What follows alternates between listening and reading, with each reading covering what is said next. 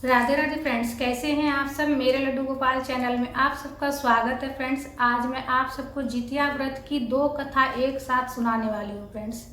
तो कथा जरूर सुनिएगा फ्रेंड्स, इसलिए कि व्रत जो है ना, कथा सुनने से ही व्रत जो है ना पूर्ण होता है फ्रेंड्स।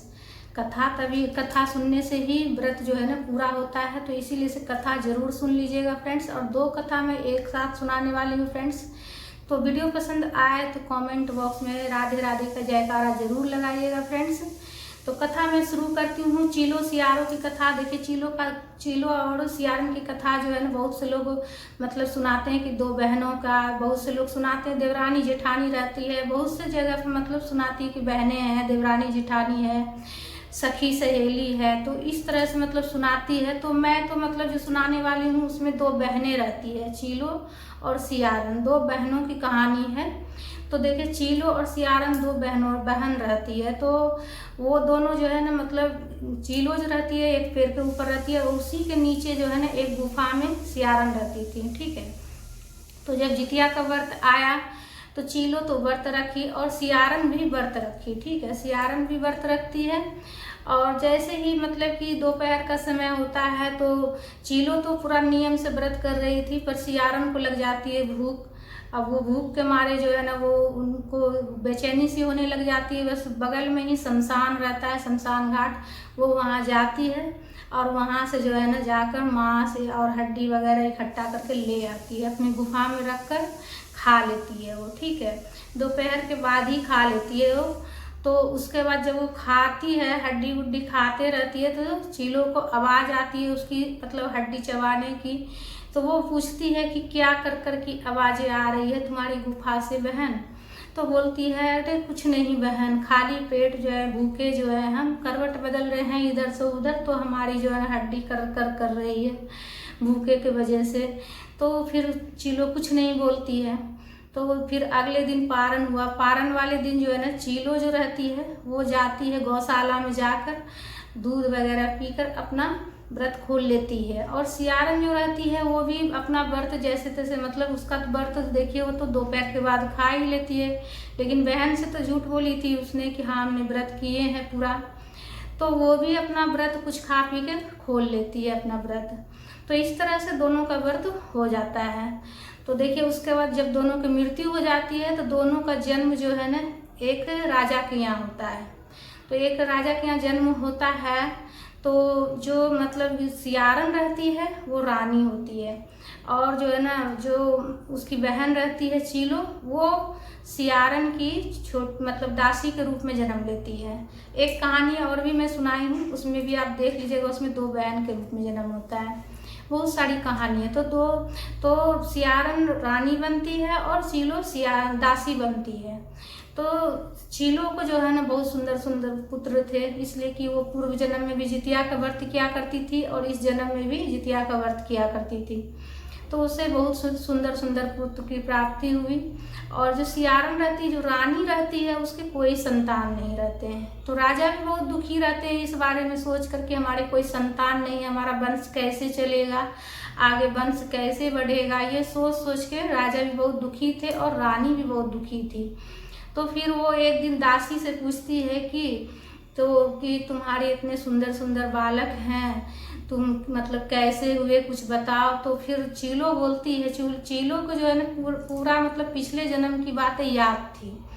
तो वो बताती है कि पूर्व जन्म में हम दोनों बहनें थे, और जो है ना तुम जो है ना मतलब ऐसे ऐसे की थी, हम व्रत किए थे और तुम जाकर शमशान से जाकर हड्डी वड्डी लाकर खा ली थी। जब तुमसे हम पूछे थे कि क्या खा रही हो, क्या कर रही हो, तो तुम बोली नहीं हम तो कुछ नहीं कर रहे हैं, हम तो भूखे ही हैं, वैसे ही करवट बदल रहे हैं, तो हमारा हड्डी आवाज़ कर रहा है शरीर का। तो इस तरीक़ा से तुमने झूठ बोला था और व्रत भी नहीं की थी, व्रत भी तुम्हारा पूर्ण नहीं हुआ था, और हम नियम से व्रत किए थे और इस जन्म में भी हम नियम से व्रत कर रहे हैं, तो इसीलिए हमें संतान की प्राप्ति हुई है और सुंदर सुंदर पुत्र पैदा हुए हैं। तो फिर ये सब जब बातें बताई सियारन को, तो सियारन फिर जो है ना जीमूतवाहन भगवान से, विष्णु भगवान जी से प्रार्थना करती है कि हे प्रभु, हमें भी संतान की प्राप्ति हो, तो हम भी जितिया का व्रत किया करेंगे। तो इस तरह से मन ही मन भगवान से बोलती है और संकल्प लेती है कि हम भी व्रत किया करेंगे, हमें भी संतान दो। तो ऐसा बोलने से जो है ना उसे 1 साल के अंदर अंदर जो है ना संतान की प्राप्ति होती है। और जो है ना जब जितिया का व्रत आता है तो पूरे नियम से जितिया का व्रत करती है सियारन भी। तो इस तरह से दोनों का जब मतलब संतान हो जाता है और दीर्घायु संतान होते हैं, स्वस्थ संतान होते हैं। तो ये थी कहानी चीलो और सियारन की 2 बहनों की कहानी। तो ये तो एक कहानी हो गया फ्रेंड्स। और दूसरी कहानी है, आपको दादी नानी की कहानी सुनाने वाली हूँ, जिसमें कि दादी रहती है, उसका एक पोता रहता है, एक गांव रहता है। एक गांव में जो है ना मतलब एक दिन विष्णु भगवान जी जो है एक साधु का, एक ब्राह्मण का रूप धारण करके आते हैं किसी के यहाँ और रुकते हैं उस गांव में। तो वहाँ उसे एक बुढ़िया की रोने की आवाज़ आती है। तो वो भगवान बोलते हैं कि यहाँ कौन रो रहा है, कोई बूढ़ी माई के रोने की आवाज़ आ रही है। तो फिर वो बोलती है कि हाँ, इस गांव में है जो है ना ऐसा ऐसा है कि एक गरुड़ जो है ना प्रतिदिन आता है और जो है ना एक आदमी को डेली खा जाता है। प्रत्येक घर से एक सदस्य उसे चाहिए खाने के लिए। तो आज किसी बुढ़िया माई का जो है ना मतलब घर में नंबर आया है, तो उसी का पोता है जो कि आज उसे जाना है। तो फिर वो बोलते हैं ब्राह्मण मतलब विष्णु भगवान कि हम मुझे उसके पास ले चलो, उस माई के पास ले चलो। तो फिर वो उनको वो बुढ़िया माई के पास ले जाती है। तो फिर वो बोलते हैं बुढ़िया माई क्यों रो रही हो? तो फिर वो बताती है कि हमारे एक ही पोता है, हमारा बेटा भी इस दुनिया में नहीं है, बहू भी नहीं है, एक ही पोता है। अब जो है ना गरुड़ महाराज आएंगे और हमारे पोता को खा जाएंगे। आज हमारे ही घर की बारी है, तो मेरा ही घर का जाएगा बच्चा। तो यही सोच सोच के बस बहुत रो रही थी वो। तो फिर वो बोलते हैं, विष्णु भगवान जी बोलते हैं कि तुम चिंता मत करो, आज तुम्हारे पोता की जगह पर मैं चला जाऊंगा। तो फिर वो क्या करता है, उसके पोता की जगह पर वो चला जाता है गरुड़ के पास। गरुड़ के पास जाता है तो गरुड़ उसे नोच नोच कर उसका मांस खाना शुरू कर देता है।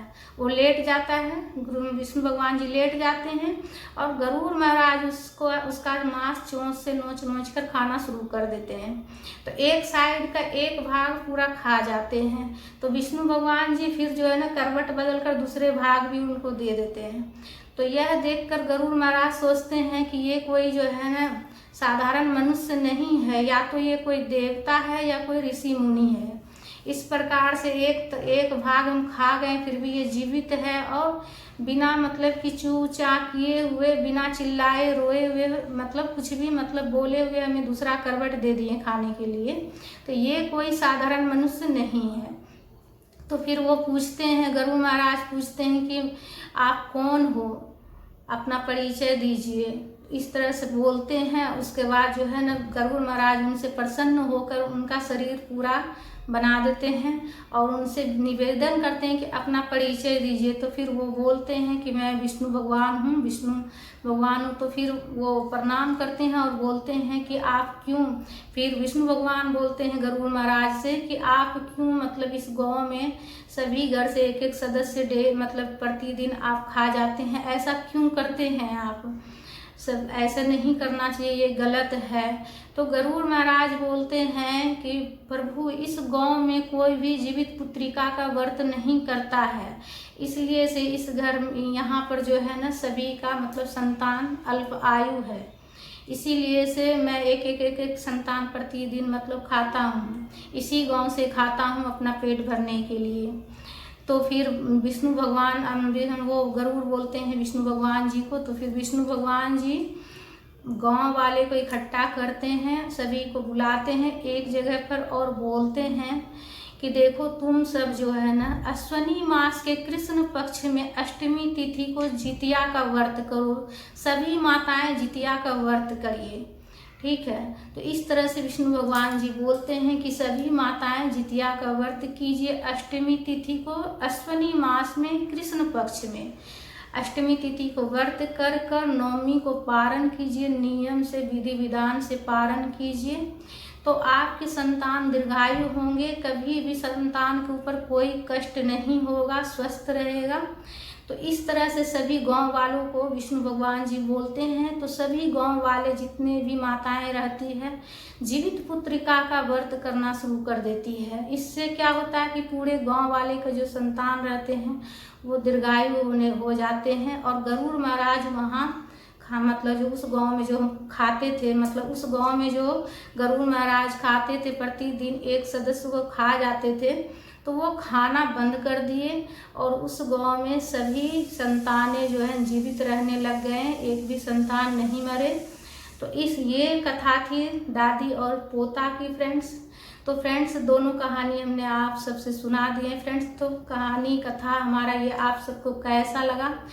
तो अच्छा लगा है तो वीडियो में लाइक जरूर कर लीजिएगा और कथा जरूर सुनिएगा फ्रेंड्स, इसलिए कि कथा सुनने से ही व्रत पूरा होता है फ्रेंड्स। ठीक है फ्रेंड्स, कथा बहुत सारी कथाएं हैं, हर कथाएं मतलब थोड़ा अलग अलग रहता है, पर बहुत सारी कथाएं हैं फ्रेंड्स। और इससे पहले भी हमने 2 कथा आप सबके साथ शेयर कर लिए हैं, वो भी आप देख सकते हैं फ्रेंड्स।